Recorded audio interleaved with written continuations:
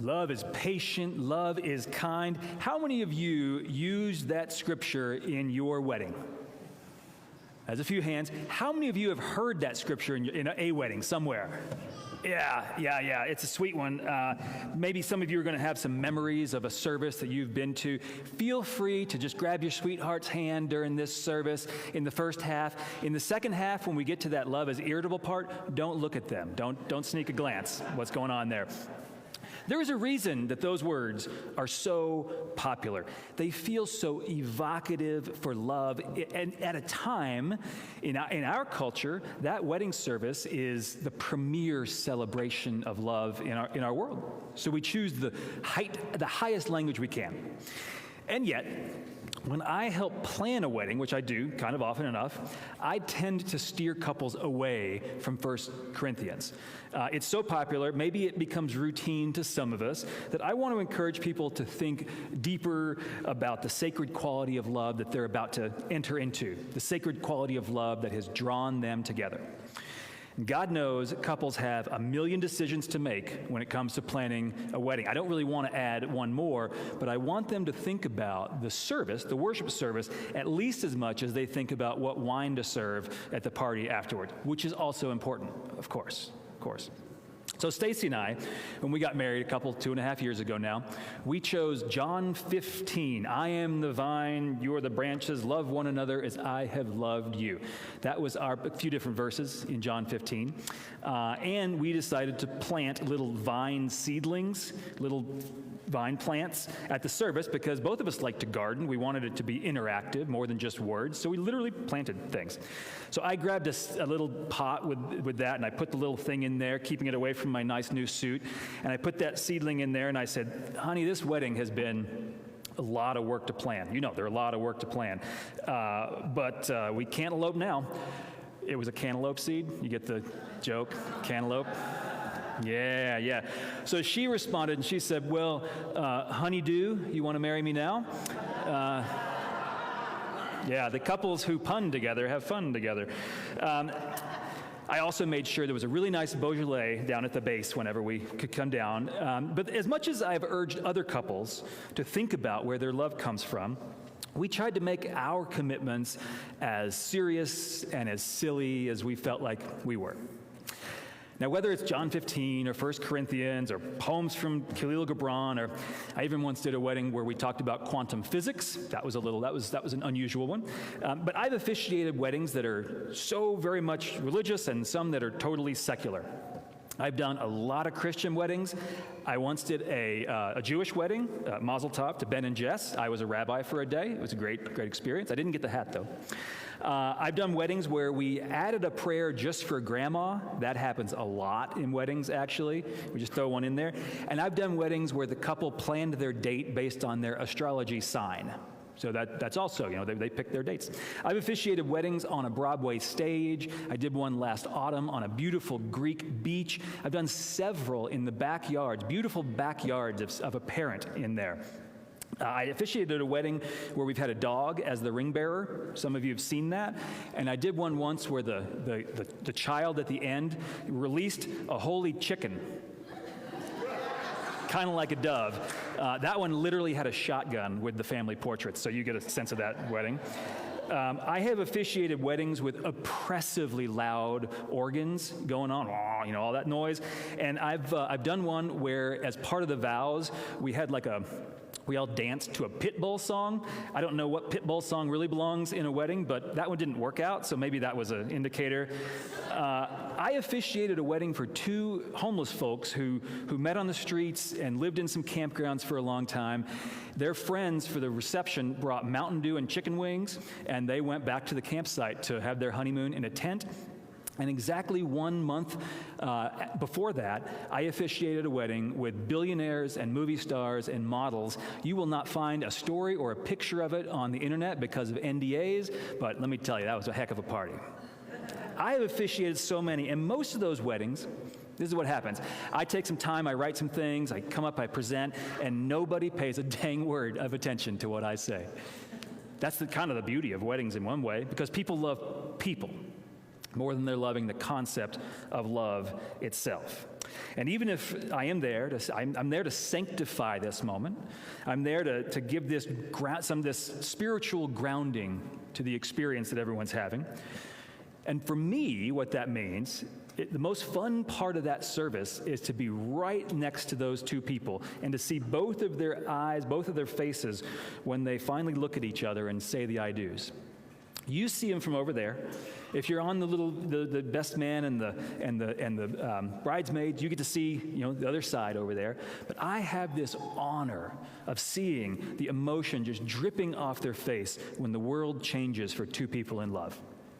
And no matter how different the ceremonies are, no matter how different the people are, it just seems almost universal. For however many ways there are to express love, there's just something raw and human and transcendent when we fall into it. To tap into that universal transcendence and to prepare everyone in a wedding service, many of whom that's the only religious service they go to in a year. So to prepare that space, I open every service I officiate with these words. I say, "This sacred union is rooted in the very order of creation itself, so that the height of human flourishing, the very best that we are meant to be, is when true love reflects through two people who pledge themselves to each other." I'm going to say that again because it's a long sentence, but it tries to catch people's attention. This sacred union is rooted in the very order of creation itself, so that the height of human flourishing, the very best we are created to be, is when true love reflects through two people who pledge each other to each other. So now we know, however, even though I think that's true, I wrote that, I think it's really true, we also know, this is when you're not supposed to look at your couples, at each other, no amount of pledging is going to guarantee that it works. No amount of sacred union is going to keep us from arguing, fighting. We know, if we turn back to 1 Corinthians, love is not always patient. Love is not always kind. Paul's a liar. We know that our unions can go from the height of happiness to the doldrums of jealousy and pride and rudeness pretty quickly. Barb read that love is not irritable. If you ever need a reason to think the Bible should not be read literally, it's right there. Because love can be pretty irritable. I suppose one could say love itself may never give up. The concept of love itself, it may always hope, it may always endure every circumstance, but it's our ability to do the loving, our commitment to the loving. All too often, we could ask for more. Everyone in this space, every cry of a baby, every sigh of someone in any position of their age, we all have wished that we could be better at loving, and we wish we had been loved better. And not just in romance. I don't just speak of romance. Love is bigger than that. But with parents and children, with friends and family, just for people, neighbors, the world around us. I really believe that all those relationships are rooted in the way that we are meant to be, the way we are created to be, with grace, with growth. But I also know that those intimate connections can be torn and hurtful. They can be filled with grief and abandonment and self-destruction, self-deception, manipulation, loss, hopefully forgiveness, redemption, joy, fulfillment, maybe.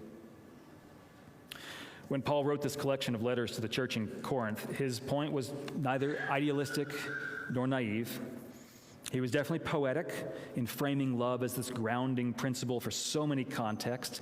We hear it in a deep romantic connection. He wrote it as, honestly, a guide for church leaders to get through church conflicts. But his point through that, I think I can sum it in three steps. Step one is, you might think you have everything figured out. You might be so good at loving your partner, and you might have even decided to marry a saint. But things go wrong. Things come up. None of us do it perfectly. Two, with all that said, love is bigger than our mistakes. Love itself is always bigger than what we're capable of doing successfully. Love is bigger than our successes, for that matter. So three, you are always invited back to love with a capital L. What if you start out with the idea or the hope in any space in your life, romantic or otherwise, that full love is so powerful, so imminent, so boundless that you cannot escape it? What if you believed in your soul that you cannot behave badly enough to be unloved by God? You cannot be so alone that love is not seeking you out around every corner. Even if you mess up over and over, as we all do, your heart is tied to this eternal source of love. And no matter what, you are never separated from that love that binds all things together. Which is good news. No matter how infuriating your partner can be, no matter how disappointing the news in the world can be, no matter how painful our own stuff is, however sad and overwhelmed we are, however the world has just taught you over and over to be bitter, however you've basically given up on having a perfect relationship, the claim of faith is that love itself pulses all around us and all through us. And that pulse invites us back to the kind of flourishing we are created to be. Now, that does not mean that you're supposed to get back with him or her or them. It doesn't remotely apply, and there's no advice in this sermon for how to manage your love life. I don't even listen to my own advice. If I listen to my own advice, it's probably wrong, so there's no advice in this. But I try to trust this power that is beyond all of us. This power that's infused through all of life. I try to orient myself in ways that can appreciate love, and I try to engage in practices that build my capacity to love. And now with 1 Corinthians 13 fresh on your ears, I invite you all to practice getting to the heart of the matter by working on your relationship with love itself, so that you might be more ready to love and to be loved. I invite you to take a step toward God's very being so that you might be more able to love and be loved.